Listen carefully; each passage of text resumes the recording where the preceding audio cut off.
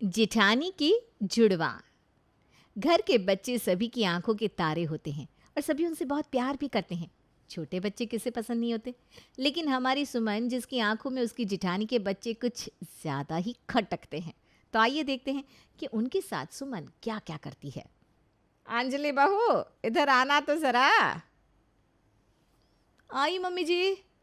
Anjali kitchen से विमला के पास hall में आती है, जिसे देखकर पहले तो विमला हैरान हो जाती है, लेकिन फिर विमला जोर जोर से हंसने लगती है। बहू, ये क्या तू पूरी भूतनी बनी हुई है। तूने अपनी ये कैसी हालत कर रखी है। मम्मी जी, अब आप भी मेरे ऊपर हंस रही हैं। अरे बहू, आखिर हंसू ना तो और क्या करूं। ये सब कैसे हुआ। ये आपके दो शैतान पोते हैं ना। मैंने आटा गूंदने के लिए आटा निकाला था कि तभी दोनों भागते हुए मेरे पास आए और फिर ये सब हो गया। सारा आटा मेरे ऊपर गिर गया। तो ये बात है। तभी वहां पर आरव के साथ सोनू और मोनू भी आ जाते हैं। तुम दोनों के ऊपर इतना आटा कहाँ से आया। अरे ये क्या, इन्होंने किचन में अपने ऊपर भी आटा डाल लिया। तुम दोनों ने ऐसा क्यों किया। भूत। अब हम दोनों भी आपकी तरह भूत बन गए। हे भगवान, एक को संभालना ही इतना मुश्किल होता है और ये दोनों तो एक ही जैसे हैं। कोई बात नहीं बहू, अभी ये बच्चे हैं, बच्चे तो शरारत करते ही हैं। हाँ मम्मी जी, ये तो है, बच्चों की वजह से ही तो घर में रौनक होती है। अच्छा, अब मैं इन दोनों शैतानों को नहला देती हूँ और खुद भी कपड़े बदल लेती हूँ, नहीं तो सब हमारा ये नया अवतार देखेंगे तो हम पर हंसेंगे। हाँ जा बहू। अंजलि सोनू और मोनू को वहाँ से ले जाती है और वहीं दूसरी तरफ सुमन ब्रेकफास्ट रेडी कर देती है। फिर अंजलि रेडी होकर वापस ब्रेकफास्ट करने आती है। ये दोनों भूत भी आ गए। तुमने सुबह सुबह अपनी शरारतें शुरू कर दी। दादाजी, ये सब मोनू ने किया। अच्छा, आइडिया तो तुम्हारा था। नहीं तो। हाँ तो। अच्छा अच्छा, अब बस करो, चलो जल्दी जल्दी ब्रेकफास्ट कर लो। फिर आप हमें आइसक्रीम खिलाने ले जाएंगे। अच्छा ठीक है। ये। हाँ, ये बहुत अच्छा है। पहले तुम दोनों शरारत करो, फिर तुम्हें आइसक्रीम भी चाहिए। हाँ हाँ। अच्छा बच्चों, बाद में बताती हूँ तुम्हें। अरे अरे, कोई बात नहीं बहू, ये दोनों अभी बच्चे हैं। अगर बच्चे शरारत नहीं करेंगे तो भला कौन करेगा। बिल्कुल सही कहा आपने पापा, और बच्चे तो बड़े मासूम होते हैं। हाँ बिल्कुल। इस तरह ब्रेकफास्ट करते समय सभी सोनू और मोनू की शरारतों की बातें करते हुए उन दोनों पर हंस रहे थे। फिर सब अपने अपने काम पर चले जाते हैं। वहीं दूसरी तरफ सुमन अपने कमरे में।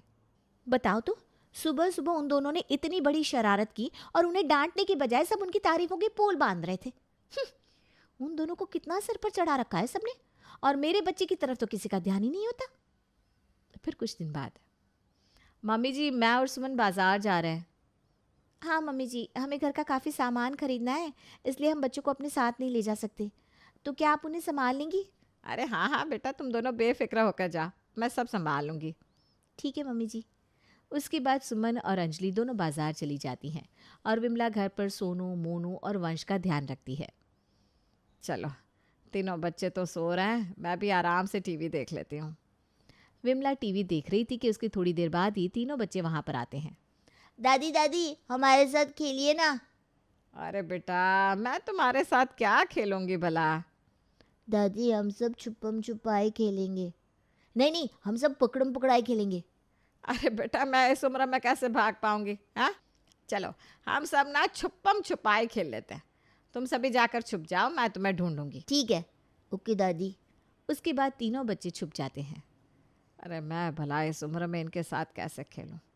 अभी ये सब जहाँ छुपे हैं, थोड़ी देर वहीं छुपे रहने देती हूँ, कम से कम थोड़ी देर तो शांति रहेगी। उसके बाद विमला सुमन के पास कॉल करती है। अरे बहू, तुम दोनों कितनी देर में आ रही हो। बस मम्मी जी, 15 मिनट में हम घर पहुँच जाएंगे। उसके बाद, चलो 15 मिनट तो अभी बीत जाएंगे, बच्चों को कुछ पता भी नहीं चलेगा।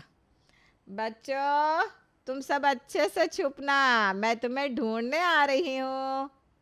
विमला वहीं सोफे पर बैठकर बच्चों को आवाज़ लगाती है। विमला को लगा था कि वो ऐसा करेगी तो बच्चे कहीं नहीं जाएंगे और एक ही जगह छुपे रहेंगे। अरे बच्चों, तुम सब कहाँ छुप गए, मुझे तो तुम मिल ही नहीं रहे हो। विमला आराम से बैठकर उन्हें आवाज़ लगा रही थी, लेकिन तभी एक साथ तीनों के रोने की आवाज़ आती है। विमला एक कमरे में जाकर देखती है तो तीनों एक फ़ोन के लिए लड़ रहे थे और एक दूसरे को मार रहे थे। अरे तुम सब इस तरह मत लड़ो, लड़ना गलत बात है ना। वंश बेटा अब तो चुप हो जा, मैं तुम सबके लिए चॉकलेट लेकर आती हूँ, ठीक है? लेकिन उनमें से कोई भी चुप नहीं हो रहा था। अरे चुप भी हो जाओ। तभी सुमन और अंजलि भी वहाँ पर आ जाती हैं। मम्मी जी क्या बात है, तीनों बच्चे इस तरह रो क्यों रहे हैं? हाँ मम्मी जी क्या हुआ?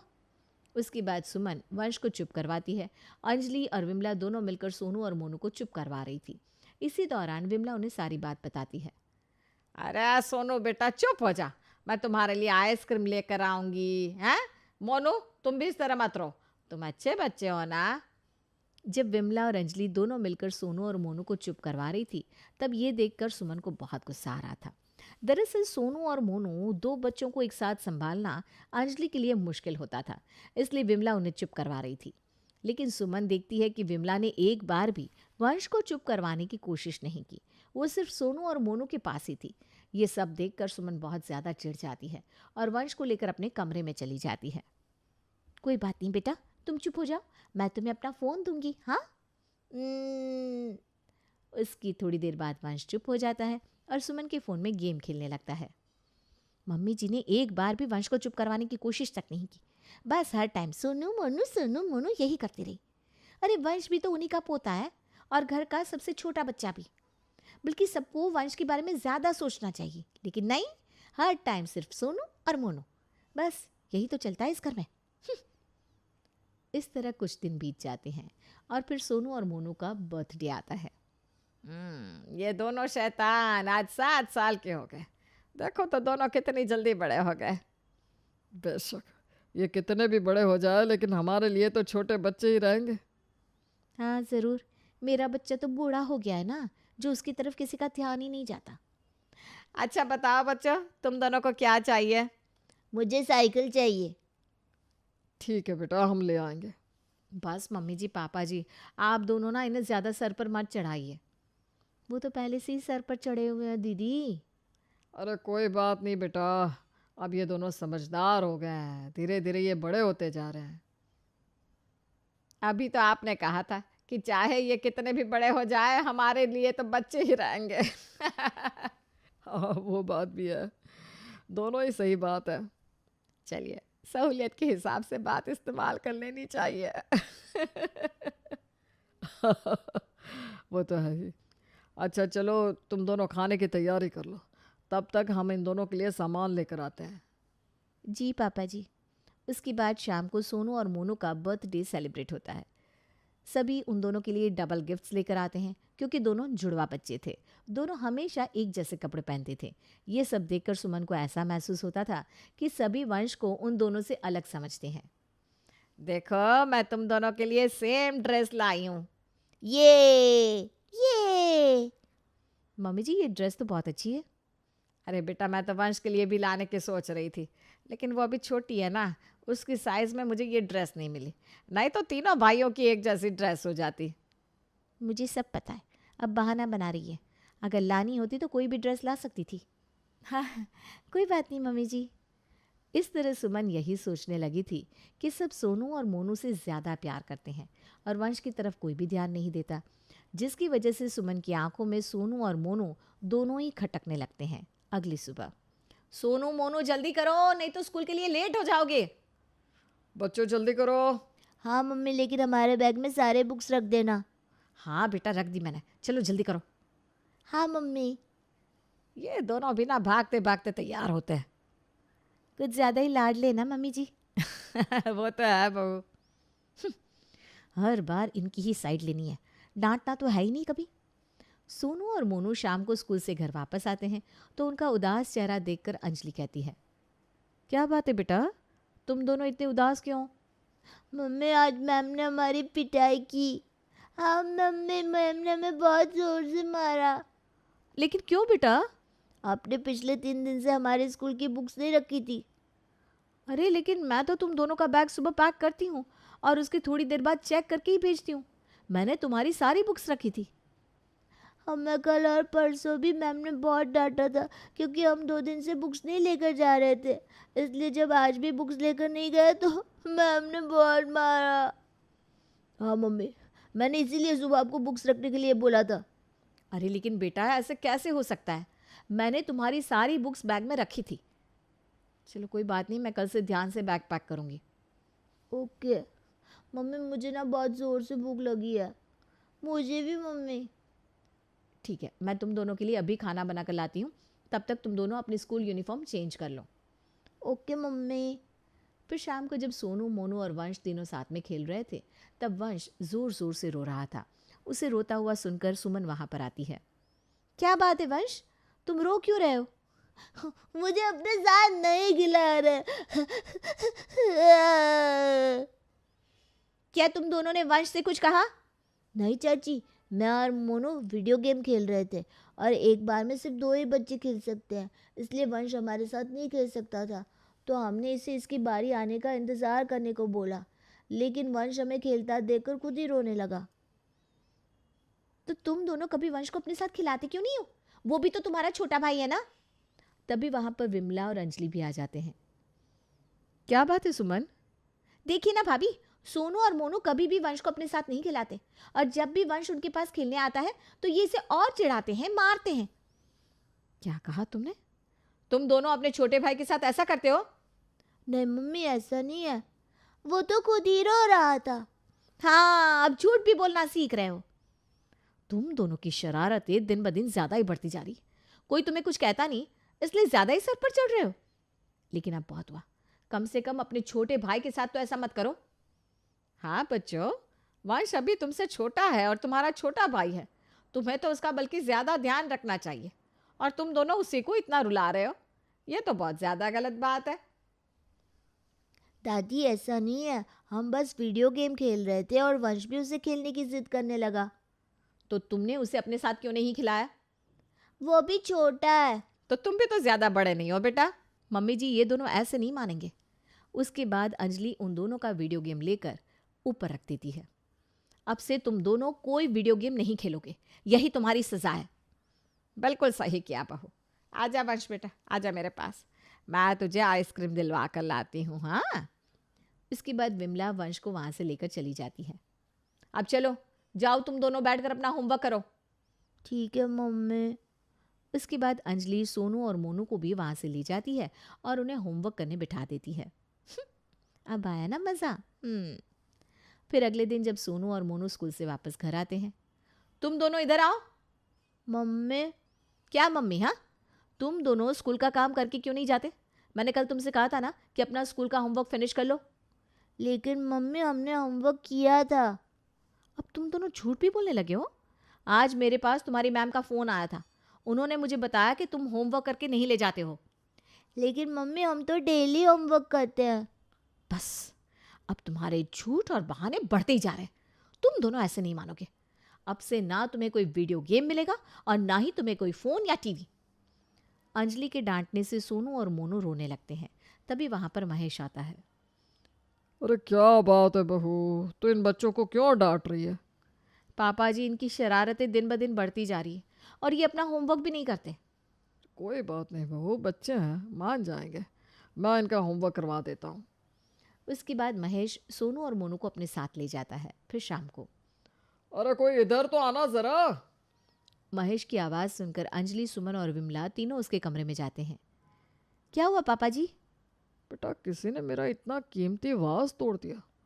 ये वाज मुझे मेरे दादाजी ने दिया था। अगर तुम में से किसी से साफ सफाई करते टाइम गलती से ये टूटा है तो अभी बता दो मुझे। नहीं पापा जी, हमने नहीं तोड़ा। हाँ, हम तो आपके कमरे में आए ही नहीं थे। हाँ, लेकिन दिन में सोनू और मोनू इस कमरे में आए थे और वो दोनों कह रहे थे कि वो छुपम छुपाई खेल रहे हैं। क्या कहा? अब इन दोनों की खैर नहीं है। उसके बाद वो सभी सोनू और मोनू को अपने पास बुलाते हैं। तुम दोनों ने ऐसा किया है ना? लेकिन मम्मी, हमने नहीं तोड़ा। तुम दोनों ही दिन में अपने दादाजी के कमरे में गए थे। हाँ मम्मी, हम बस थोड़ी देर छुपे थे। हम सुमन चाची के साथ खेल रहे थे, उन्होंने हमें वहाँ पर छुपने को बोला था। हे भगवान, अब ये दोनों बच्चे मेरा नाम लगा रहे हैं। तुम दोनों शोर मचा रहे थे, इसलिए मैंने तुमसे कहा कि कहीं भी छुप जाओ। इसका मतलब ये नहीं कि मैंने तुम्हें वाज तोड़ने को बोला था। अब तुम अपनी गलती का इल्जाम भी दूसरों पर लगाने लगे हो। मम्मी हम सच कह रहे हैं, चाची ने। लेकिन वेकिन कुछ नहीं।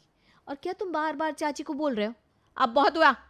एक तो डेली तुम्हारे स्कूल से कंप्लेंट आ रही है, ऊपर से घर में भी तुम्हारी शरारतों का आतंक बढ़ता ही जा रहा है। हाँ बेटा, तुम छोटी मोटी शरारत करते हो वो तो चल जाता है, लेकिन अब तुम झूठ भी बोलने लगे हो और दूसरों पर इल्ज़ाम लगा रहे हो। ये बात बहुत ज़्यादा गलत है। मुझे तुमसे ये उम्मीद नहीं थी बच्चों।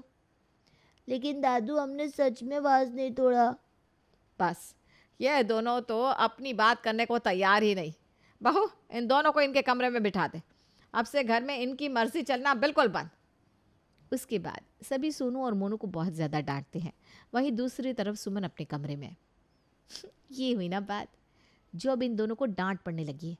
अगर पहले ही इनकी हरकतों पर डांट पड़ जाती तो आज ये दोनों सिर पर इतना नहीं चढ़ते। फिर अगले दिन, ऐसा कैसे हो सकता है? डेली सोनू और मोनू के होमवर्क ना करने की कंप्लेंट आती है। कल तो मैंने ही दोनों को डांट कर होमवर्क करवाया था। उसके बाद अंजलि सोनू और मोनू की नोटबुक चेक करती है तो देखती है कि उसके पेज फटे हुए थे। लेकिन ऐसा कौन कर सकता है? उसके बाद अंजलि बाकी दिनों की तरह सोनू और मोनू का होमवर्क करवा देती है और उनके कमरे में बैग रख देती है। थोड़ी देर बाद सुमन उनके कमरे में जाती है और उनका होमवर्क फाड़ देती है। ऐसा करते हुए अंजलि उसे देख लेती है। अच्छा, तो ये सब तुम कर रही थी? अंजलि की आवाज़ सुनकर सुमन डर जाती है। क्या मैंने तो कुछ भी नहीं किया। झूठ मत बोलो सुमन, मैंने खुद तुम्हें अपनी आंखों से ये पेज फाड़ते हुए देखा। तुमने ऐसा क्यों किया? क्यों क्या? सबने इन दोनों को इतना सर पर चढ़ा रखा है, चाहे वो कितनी भी शरारत क्यों ना कर ले, लेकिन फिर भी सब इनकी ही तारीफ करते हैं। वंश की तरफ तो किसी का ध्यान ही नहीं था। अरे उनकी गलती के लिए कोई उन्हें डांटता भी नहीं। ये दोनों तो बस डांट के लायक है। मतलब सिर्फ इसलिए तुम मेरे बच्चों से इतनी ईर्ष्या करती हो? अरे उन्हें तो समझ नहीं, लेकिन तुम तो बड़ी हो। तुम भला बच्चों के साथ ऐसा कैसे कर सकती हो? बच्चों ने मुझसे इतनी बार कहा कि उन्होंने कुछ नहीं किया, लेकिन मैंने उनकी बात पर विश्वास नहीं किया। उस दिन वास तोड़ने वाली बात पर भी वो तुम्हारे बारे में कुछ कह रहे थे। इसका मतलब वो सब भी तुमने ही किया था।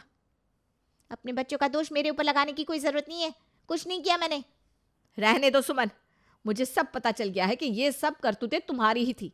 तुम हमेशा उनको डांट पड़वाने के लिए कुछ ना कुछ करती रहती थी। इस तरह अंजलि और सुमन की बहस बहुत ज़्यादा बढ़ जाती है। सुमन को बहुत गुस्सा आ रहा था कि अंजलि के सामने उसका भांडा फूट गया, इसलिए सुमन गुस्से में फर्श पर ऑयल लगा देती है।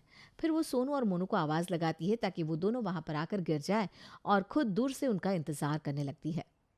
मैं आज इन दोनों को अच्छा सबक सिखाऊंगी। आज घर पर कोई है भी नहीं, यही सही मौका है। सोनू, मोनू। लेकिन सुमन की आवाज़ सुनकर सोनू और मोनू की बजाय वहाँ पर वंश आ जाता है।